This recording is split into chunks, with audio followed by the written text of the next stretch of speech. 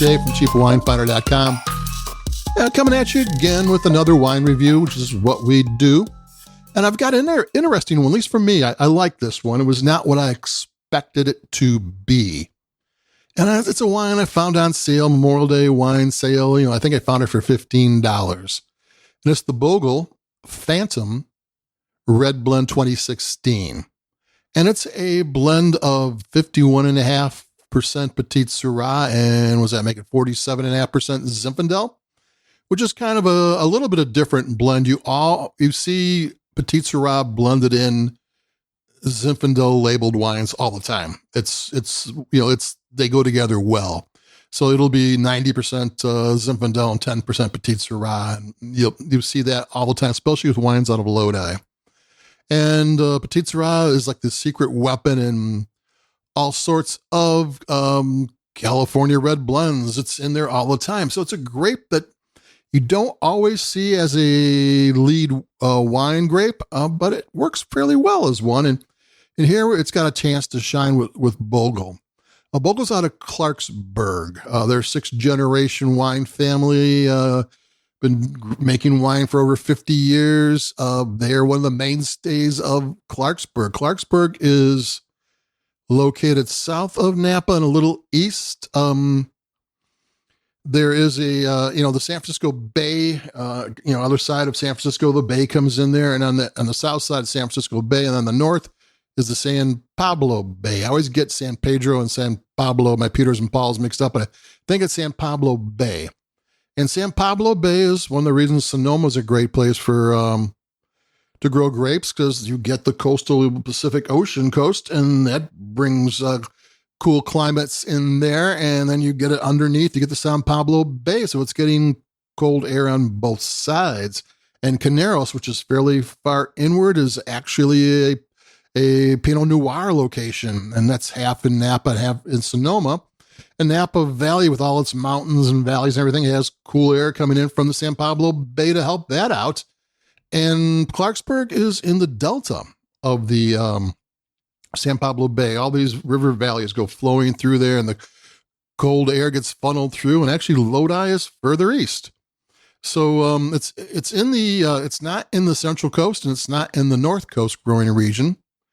It's in the Central Valley, that and maybe Dunnigan Hills. There's a few places in the Central Valley that you see grapes from, but whenever you see California on the label, that means either the grapes came from the Central Coast and the North Coast, or it came from Clarksburg and one of those two, and sometimes Lodi too. So for a long time, Clarksburg sold off their grapes. That's what they did. And so it's California on the label. It's kind of because there's Clarksburg grapes in there. I mean, it doesn't have to be that reason, but it is that reason a lot of the time. So let's get into the Bogle Phantom. It's kind of the top of the line wine for them. They really specialize in value-priced wines, and they do a very good job of it. I have found over the years that Bogle wines usually deliver more than they promise. You're going to get a good wine. Like you're in a wine section, you don't know anything, grab the Bogle. They'll be okay. They'll do a good job for you. It's one of those brands that are always going to do good. It might not be your favorite, but it's always going to be a good brand. And the Phantom has one detail about it that I think says everything about Bogle and this wine.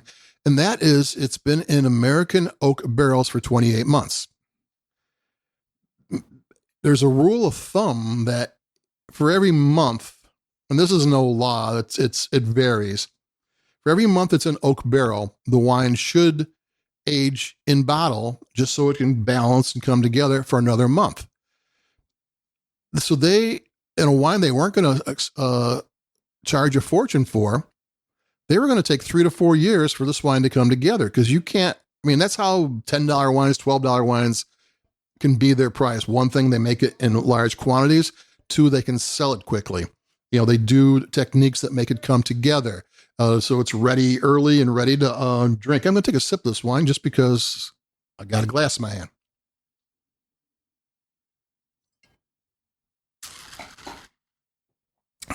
making a wine that comes together is no sin. Sometimes that's exactly what that wine needs, and it makes it good wine just because they did what they needed to do. But when you see a wine that's in oak, and these are used barrels, well, 1 and 2 year old barrels, for 28 months, the winemakers do what the grapes tell them to do. And these are grapes that could stand up to extended aging. These are good grapes. Not every vineyard makes grapes that can stand up to good grapes. It's not if you're making a wine that's supposed to be ready early on, that's perfectly fine. It's not a matter of good or bad, but what they're telling you is that these grapes are good grapes. You don't put a so-so grapes in a barrel for 28 months. You just don't. So one thing, Bogle did what they needed to do. They, if you look at the competition, 12 months, maybe 16 months, you don't see 28 months anywhere. They went what they thought was right, not necessarily what they could have got away with. And that tells you a little bit about how they're making their wine, and it tells you a little bit about this wine. They took the time to do what they thought the wine needed. There's that, sell no wine before it's time, but they intentionally made it last longer. And that kind of tells you that this is going to be a different, unique wine, especially in this price range.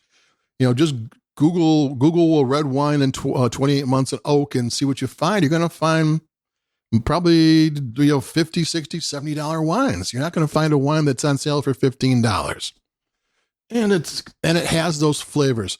You can get oak flavoring into wine fairly quickly. It's one of the reasons inexpensive red wine has gotten good over the year, because you can actually get the flavors you're expecting in there.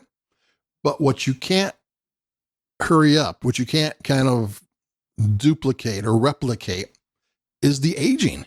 That the 28 months that this wine was in barrel, and I'm not sure how many months that it was in bottle waiting, is something that's going to happen to the wine that only time can give it. I mean, there is no faking that. And so that's kind of a very cool thing about this wine. This is a big wine. This is a wine that's been aged. This is, I'm not talking about, putting it in a cellar for 25 years. You can pop the top on this one as soon as you buy it, but you're going to get those flavors that only aging a wine brings to it. You're going to get the melding together of the flavors that only aging the wine brings to it. And this is a big boy. This isn't a hot summer afternoon wine. This is when the sun goes down and it gets a little cooler and you get the fire pit out, or maybe in air conditioning, because that's one thing about summertime. You don't have to go out in the heat, but it's going to have large flavors. It's silky. It's silky smooth. And then these kind of sharp and sweet and flavors kind of pop out of it. It's like bubbling under the surface. It's got this great mouthfeel. It really is smooth. It really has a nice sheen to it. And then it has all these kind of challenging and delicious flavors happening. It's a really nice wine. It gives you more than what you're paying for. And to me, that's kind of cool. And like I said, they didn't have to put it in oak for the length of time they did. And they did. They did what was right for the grapes. They did what was right for the wine. And they're doing what's right for you, because you're getting a grape that they didn't cut corners and put it in there for 12 months and then write a thing about how great it was. This has the oak aging that that you can't fake. It's here, and that's that. So there you go. That's my Bogle Phantom Red Blend 2016. It's the real deal. It's an aged wine that you don't pay an arm and a leg for, made by people who didn't have to do what they did and did. And I kind of like that. When winemakers, and that's kind of the way winemakers are, they do what the grapes tell them to do, not what marketing people say a good deal of the time. And Bogle did that. They went above and beyond. This wine is above and beyond the price point. So there you go. Keep it cheap.